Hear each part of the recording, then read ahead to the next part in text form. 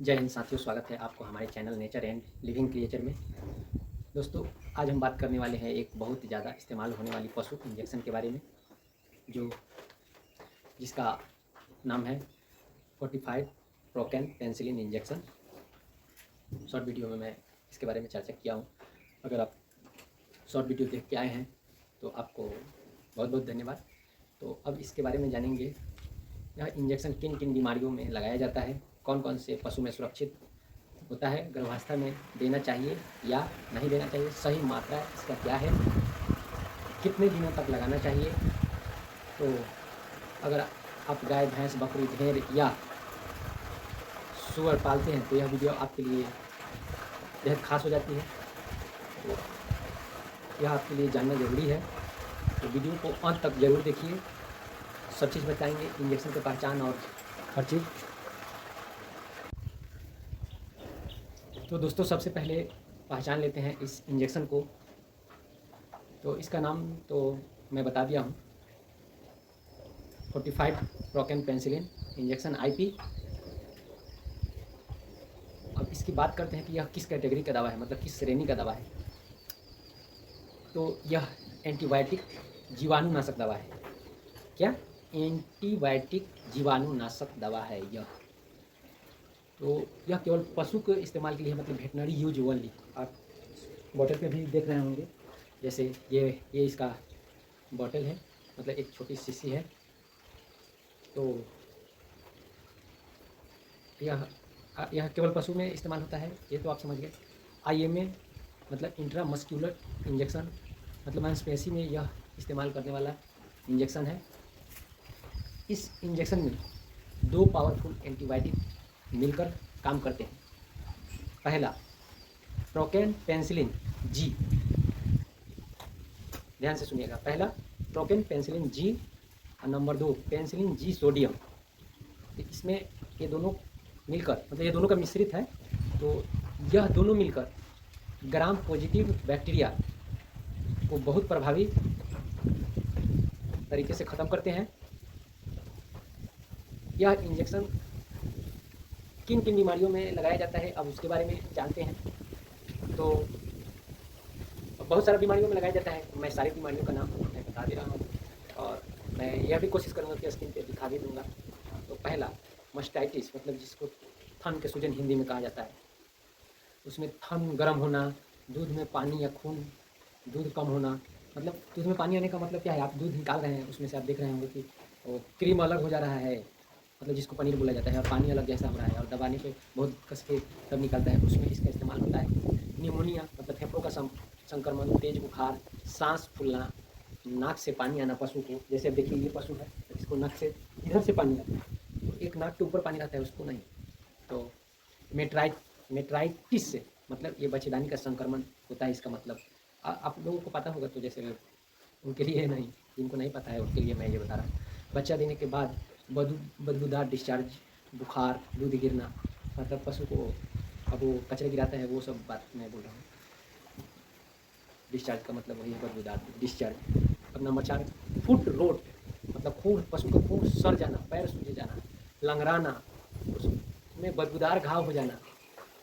अब तो कितना आपको बता दिए, 4। अब 5 वाउंड इन्फेक्शन, मतलब घाव में संक्रमण। नंबर 6 सेप्टिसीमिया नाम की जो बीमारी होता है, खून में संक्रमण, उसमें भी इसका इस्तेमाल होता है। Number 7 skin infection. तो ये फिर से एक बार दवा का नाम सुन लीजिए, fortified procaine penicillin injection IP.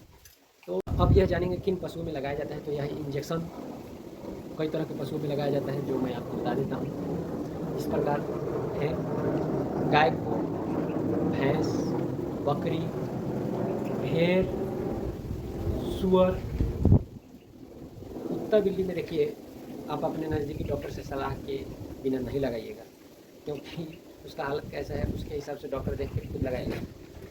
ऐसे नहीं लगाना चाहिए, ये दवा बिना डॉक्टर की सलाह के कुत्ता, बिल्ली में नहीं लगाना चाहिए। अब जानते हैं कि यह दवा गर्भावस्था में लगाना चाहिए या नहीं लगाना चाहिए। यह बहुत महत्वपूर्ण जानकारी है, क्योंकि सबसे बड़ा ये सवाल रहता है कि पशु को प्रेगनेंसी टाइम में लगाएं या नहीं लगाएं। यह इंजेक्शन कैसा है। तो मैं सबसे मतलब अच्छा सलाह यह दूंगा कि अगर 45 प्रोकेन पेंसिलिन इंजेक्शन का अगर इस्तेमाल करना है तो डॉक्टर की सलाह से ही लगाया जा सकता है, क्योंकि खुद से कभी नहीं लगाएं। उसका कारण है कभी कभी यूटेरिन स्ट्रेस मतलब गर्भाशय पर दबाव हो सकता है इस दवा से। तो अधिक मात्रा में अगर इस्तेमाल ये दवा कर देते हैं तो पशु का अबॉर्शन हो सकता है, मतलब गर्भपात हो सकता है। उसका खतरा मतलब ज़्यादातर चांस हो जाता है। अगर लगाना है, ऐसे लगाया जाता है, ऐसा नहीं है कि ये गर्भावस्था के दौरान नहीं लगाया जाता है, लगाया जाता है, लेकिन इसका डोज कम रखा जाता है। ये बात सबसे बड़ा इम्पोर्टेंट है और मायने रखता है। तो ध्यान रहे, अगर तेज संक्रमण है, पशु की जान को खतरा है, तो वेटनरी डॉक्टर मतलब पशु चिकित्सक यह इंजेक्शन दे सकते हैं और दे ही देते हैं। कभी कभी मैं भी इस्तेमाल कर ही लेता हूँ, लेकिन इसका ध्यान रखना चाहिए। अगर जैसे ज़्यादा शुरुआती गर्भधारण है, मतलब शुरुआती का मतलब होता है 1 से 3 महीने, ये टाइम में ज़्यादा थोड़ा पशु को ज़्यादा खतरा रहता है, और एक लास्ट वाला टाइम, क्योंकि वो जल्दी असर करता है। तो ये इन सब चीज़ों का ध्यान रखें। और अगर आपने कोई दवा नहीं इस्तेमाल किया और मेरे बताए गए दवा के हिसाब से इस्तेमाल कर रहे हैं, तो डोज मैं बता दे रहा हूँ। गाय भैंस को मतलब ऐसे पर केजी 3000 से 6000 आयु पर केजी बॉडी वेट के हिसाब से दिया जाता है। तो वो अगर आपको नहीं समझ में आ रहा है तो मैं बता दे रहा हूँ। अगर हेल्थकर पशु है, बढ़िया है, 300 केजी से ऊपर का है, तो आप आराम से 15 से 20 ml लगाइए। नहीं तो 300 से कम का है तो आप 10 से 15 ml लगाइए। दिन में एक बार लगाइए और यह लगातार 3 से 5 दिन तक लगाइए। अब 3 से 5 दिन ही क्यों? क्योंकि जब तक दवा एक बार लगाइएगा तो थोड़ा असर कम हो जाएगा, तो बराबर लगाना है। 3 दिन बराबर खुराक इसको देना है, और ज़्यादा से ज़्यादा 5 दिन, इससे ज़्यादा नहीं इस्तेमाल करना है। तो भेड़ और बकरी में 3 से 5 ml, सुअर में 5 से 10 ml, मतलब जो 12 सुअर है उसके लिए मैं बोल रहा हूँ, और जो 12 बकरी है उसके लिए, मतलब यंग जिसको कहा जाता है। इंजेक्शन देने का तरीका है तो वैसे बता दिया हूँ, लेकिन फिर से मैं बता दे रहा हूँ। हमेशा मांसपेशी में ही इसको देना है, मतलब गर्दन पे दीजिए। नेक मसल्स, गर्दन की मांसपेशी में बेहतर रहता है ज़्यादा अगर यह इंजेक्शन यूज कर रहे हैं। और इसको, ये स्टेरिल वाटर है, इसको इसमें डाल के अच्छा से मिलान करें। ये 20 ml का है। इन्फेक्शन से पहले मतलब यह लगा रहे हैं तो अच्छी तरह यह हिला लें। यह दवा नोस में नहीं देना है, कभी भी ना दें, ध्यान रखें। तो ये 20 ml का स्टेरिल वाटर है, इसमें से आप पशु, मैं बता दिया हूँ किस हिसाब के आपके पास पशु है उसी हिसाब से लगा लीजिए। अब इसका कुछ साइड इफेक्ट भी होता है, दुष्प्रभाव भी होता है। जहाँ इंजेक्शन साइट होता है, जहाँ मतलब सुई आप दे रहे हैं, वहाँ सूजन हो सकता है, एलर्जी हो सकता है, सांस लेने में पशु को परेशानी हो सकता है। एलर्जी दिखे तो तुरंत इंजेक्शन बंद कर दें, मतलब अब इंजेक्शन नहीं लगाएं। ध्यान रखें। वो सूजन है तो आप गर्म पानी से या बर्फ़ से भाप सेंक लगा सकते हैं और धीरे धीरे ठीक हो सकता है। तो इसका ऐसे इस पे लिखा हुआ है, वो मैं बता दे रहा हूँ। ये दूध इसका 7 दिन तक उपयोग नहीं करें, इस पे लिखा हुआ है। और मीट वाला पशु है तो उसको 28 दिन तक उसका मांस यूज नहीं करना है, मतलब मीट का इस्तेमाल नहीं करना है, इस पे ऐसा लिखा गया है। तो ध्यान रहे।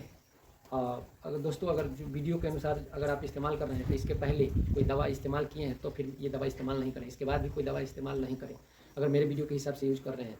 नहीं तो फिर सबसे अच्छा है कि अपने आसपास के वेटनरी डॉक्टर से सलाह लें। तो 45 प्रोकेन इंजेक्शन किस बीमारी में, किस पशु में कितनी मात्रा और गर्भावस्था में कैसे इस्तेमाल करना है, अगर इन सारे चीज़ों का इस वीडियो में हमने बता दिया है। अगर फिर भी आपको कोई त्रुटि है तो कमेंट करें, मैं बताऊंगा। अगर वीडियो पसंद आया हो तो वीडियो को लाइक करें और शेयर भी करें, ताकि दूसरे किसान भाई तक यह वीडियो पहुँचे। और सब्सक्राइब करना ना भूलें, यह आपसे मेरा हाथ जोड़ के रिक्वेस्ट है।